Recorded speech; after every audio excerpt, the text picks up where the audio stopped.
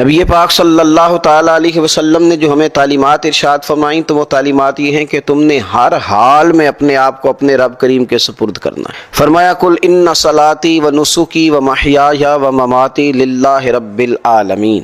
اے محبوب علیہ السلام آپ فرما دیں بے شک میری نماز، میری قربانی، میرا دنیا میں رہنا، میرا پردہ کر جانا، دنیا سے چلے جانا اس رب کے لیے ہے جو تمام جہانوں کو پالنے والا ہے۔ چونکہ سارا کچھ مسلمان کا اس کے رب تعالیٰ کا ہے، پھر اسے کسی بھی معاملے کے اندر کسی بھی چیز کو اس طرح نہیں لینا چاہیے کہ وہ محسوس ہو کہ یہ شخص سمجھ رہا ہے کہ شاید کوئی کام میرا ذاتی تھا۔ کرنے کا کام یہ ہے کہ اگر کسی جگہ پہ اللہ تبارک و تعالیٰ انسان کو کامیابی دے دے تو وہ مقام شکر ہے، اور اگر کسی جگہ اسے بظاہر ناکامی کا منہ دیکھنا پڑے تو یہ مقام صبر ہے۔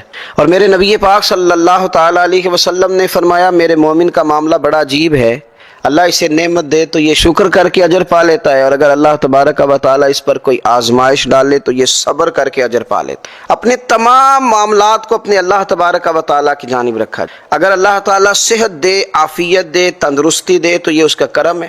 اگر کسی موقع پر وہ بیمار کر دے، کسی جگہ انسان کے وجود میں کمزوری اور ضعف آ جائے تو حضور علیہ الصلوۃ والسلام کی حدیث ہمیں بتاتی ہے یہ بھی گناہوں کی معافی کا ذریعہ ہے، اس سے بھی انسان کی خطائیں معاف ہوتی ہیں، تو یہ بھی اللہ تبارک و تعالیٰ کی حکمت کا تقاضا ہے۔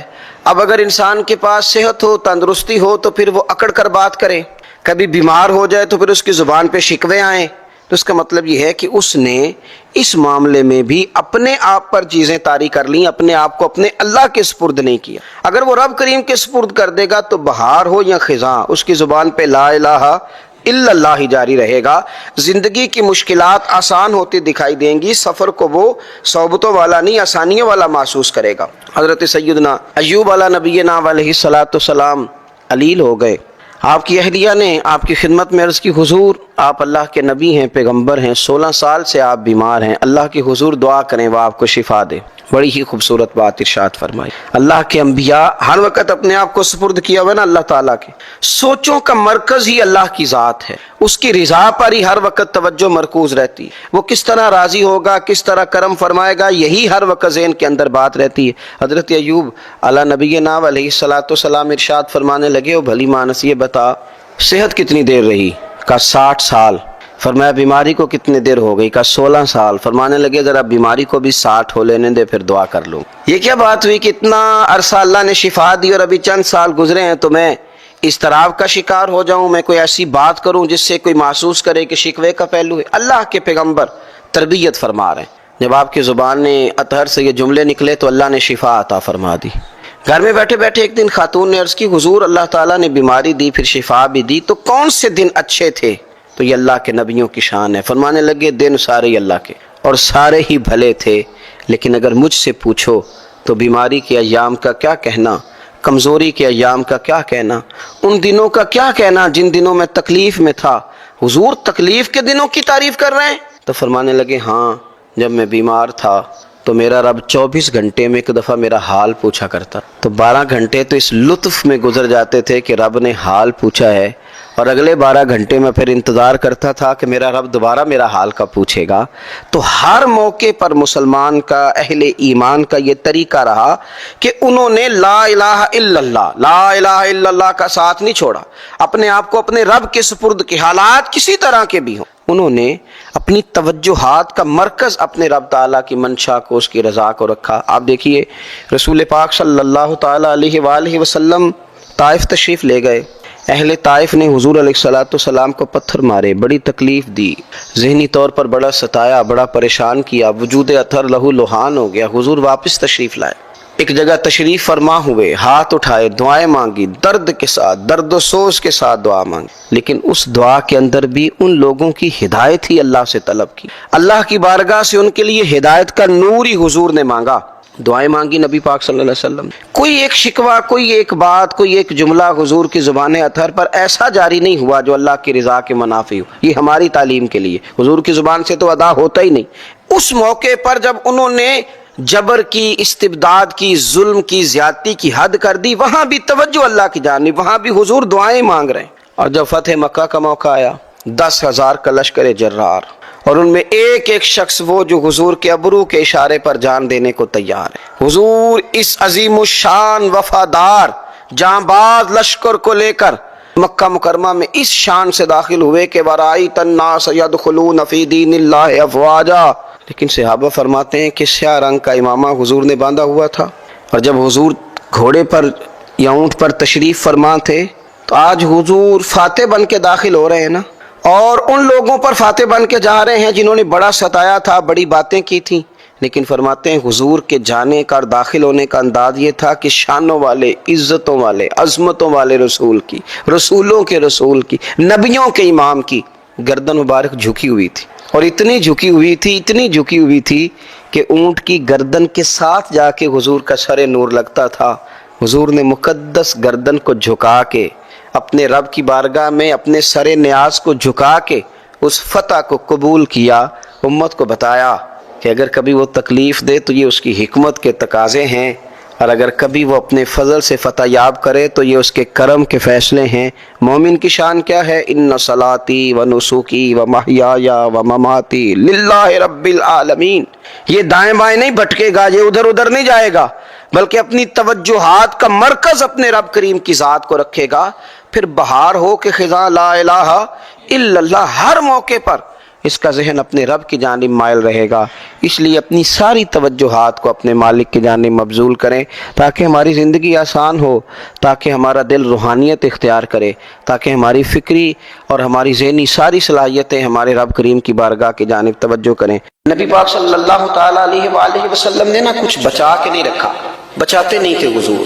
یہ حکم امت کو نہیں دیا کہ تم سارا کچھ اللہ کے راستے میں خیرات کرو، امت سے کہا کہ 40واں حصہ 2.5% زکوٰۃ، وہ بھی ہر روز نہیں، سال کے بعد، اور کچھ صدقات وہ بھی نفلی، ترغیب دلائی، فرض نہیں کیے۔ حج اس پر خرچ ہوتا ہے تو زندگی میں ایک بار، امت پر پابندی نہیں لگائی، بلکہ ایک صحابی سونے کا انڈا لے کے حضور کی بارگاہ میں آئے کہ یا رسول اللہ میرے پاس یہ ایک سونے کا انڈا تھا، میں لے آیا ہوں اور یہی ہے میرے پاس، اس کے علاوہ کچھ نہیں۔ ایک طرف سے لے کے آئے تو حضور نے رخ اس طرف کر لیا، ادھر سے آئے تو حضور نے ادھر کر لیا، وہ کئی جانب سے آئے اور لا کے انہوں نے حضور کی بارگاہ میں وہ انڈا پیش کیا سونے کا، اور ساتھ یہ بھی کہہ رہے تھے حضور میرے پاس یہی ہے اور کچھ بھی نہیں۔ تو نبی کریم علیہ السلام نے فرمایا اس طرح نہ اللہ کے راستے میں خیرات کرو کہ پھر تم کسی کی امداد کے منتظر ہو جاؤ، پھر تم خود سوال کرتے پھرو، اس طرح نہ کرو۔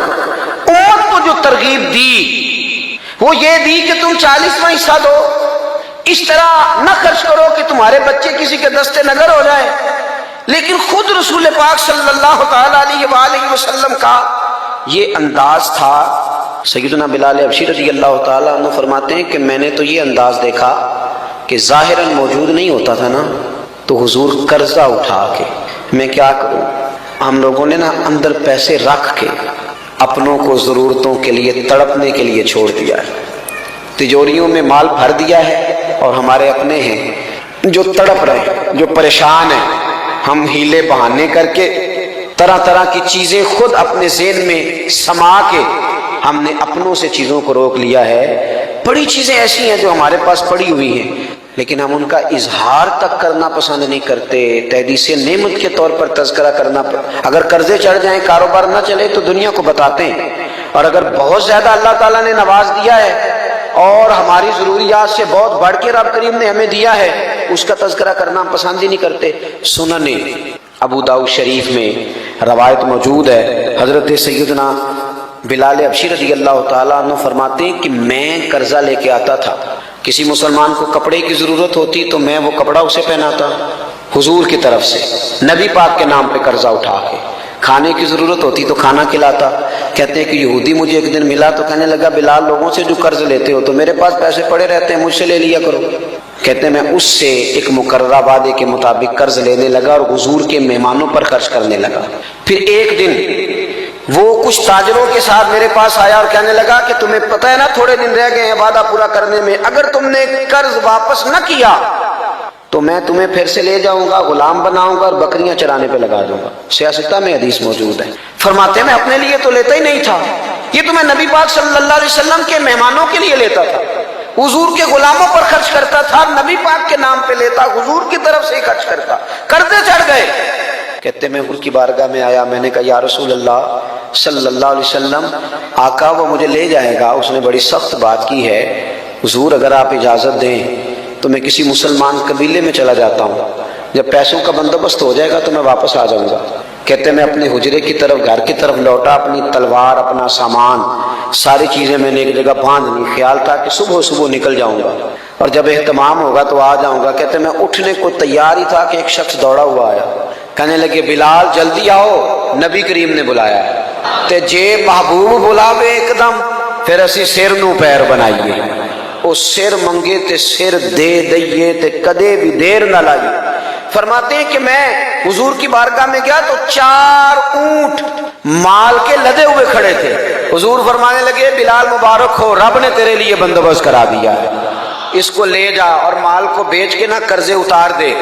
حضرت بلال حبشی کہتے ہیں میں وہ سامان لے گیا، میں نے قرضے اتار دیے، حضور کی بارگاہ میں آیا تو نبی کریم علیہ السلام نے فرمایا قرضے اتر گئے؟ میں نے کہا اتر گئے۔ کہا کچھ بچا تو نہیں؟ کچھ بچا تو نہیں؟ یا رسول اللہ کچھ بچ گیا ہے؟ تو نبی پاک نے فرمایا اسے بانٹ اور بانٹ کے مجھے خبر دے۔ یہاں تو میرے بھائی پیسے کو یوں لوگوں نے تھام کے دل کے اندر جگہ دی ہے۔ میں کہتا ہوں کہ اپنے تڑپ رہے ہیں، اپنے قریبی، لیکن یہ کہہ رہا ہو حالات بڑے خراب ہیں، اسے پتہ ہے کہ میں نے بڑا کچھ سنبھالا ہوا ہے، اور اپنے قریبی لوگوں کو ضرورت ہے، وہ دلدل میں گر رہے ہیں، یہ ہاتھ نہیں پکڑ رہا، قرض خواہ آ کے انہیں تکلیف دے رہے ہیں اور یہ آگے بڑھ کے تھوڑی سی امداد کرنے کو تیار نہیں ہوتا۔ حضور نے فرمایا جو بچ گیا وہ بھی بانٹ دے۔ کہتے ہیں میں بانٹنے لگا، عشاء کی نماز کے بعد نبی کریم علیہ السلام نے فرمایا بانٹ دیا؟ میں نے عرض کی حضور اب تو میں نے اتنا بانٹا ہے کہ مزید کوئی لینے والا بچا ہی نہیں۔ تو اللہ کے محبوب علیہ السلام کی خدمت میں عرض کرنے لگے حضور مال ابھی بھی بچ گیا ہے۔ تو حضور فرمانے لگے اگر بچ گیا ہے نا تو پھر میں گھر نہیں جاؤں گا، رات مسجد میں رہوں گا، جب سارا بانٹ دو گے نا تو پھر گھر جاؤں گا۔ جب حضور اپنے گھر میں مال ہو تو گھر نہیں جاتے۔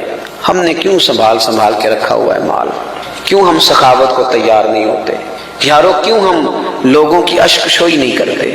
کوئی ایسا ہو جس نے کبھی جھگی والے سے جا کے پوچھا ہو کہ بغیر چھت کے دھوپ میں کیسے گزارا کرتے ہو؟ کبھی پوچھا ہو کہ طوفان آتا ہے تو اپنے بچوں کو کیسے سنبھالتے ہو؟ کبھی پوچھا ہو کہ شدید بارشوں میں تمہارا حال کیا ہوتا ہے؟ کبھی ہم نے کچی آبادیوں میں جا کے معلومات کی ہوں، کبھی ان گھروں میں جا کے دیکھا ہو جہاں بارش ہوتی ہے تو برتن رکھے جاتے ہیں کہ جہاں جہاں سے چھت بہ جائے گی، جہاں جہاں سے سوراخ سے پانی آئے گا وہ جگہ سمٹ جائے گی۔ اندر دولتوں کے ڈھیر کس لیے لگائیں؟ اور اگر آپ کہیں گے کہ آپ کے سالے ثواب کے لیے آپ کے بچے بانٹیں گے تو جتنا آپ نے بانٹا اتنا ہی وہ بانٹیں گے۔ یاد رکھنا آنے والی نسل اس سے کہیں بڑھ کے دولتوں کو سنبھالنے والی ہے۔ میرے عزیز، اللہ کے پیارے رسول صلی اللہ علیہ وسلم نے فرمایا میں آج رات گھر نہیں جاؤں گا، مسجد میں سو جاؤں گا، پہلے بانٹ۔ حضرت بلال حبشی رضی اللہ تعالیٰ عنہ فرماتے ہیں میں اگلا سارا دن حضور کے حکم پر حضور کی طرف سے بانٹتا رہا۔ عشاء کے بعد نبی کریم نے پوچھا بانٹ دیا؟ یا رسول اللہ سارا بانٹ دیا۔ فرمایا چلو پھر گھر چلتا ہوں۔ پھر حضور گھر گئے۔ حضرت بلال کہتے ہیں مجھے یوں لگتا ہے کہ حضور کی خواہش تھی کہ ایسا نہ ہو کہ میرے گھر میں مال پڑا ہو اور مجھے رب کی بارگاہ سے بلاوا آ جائے۔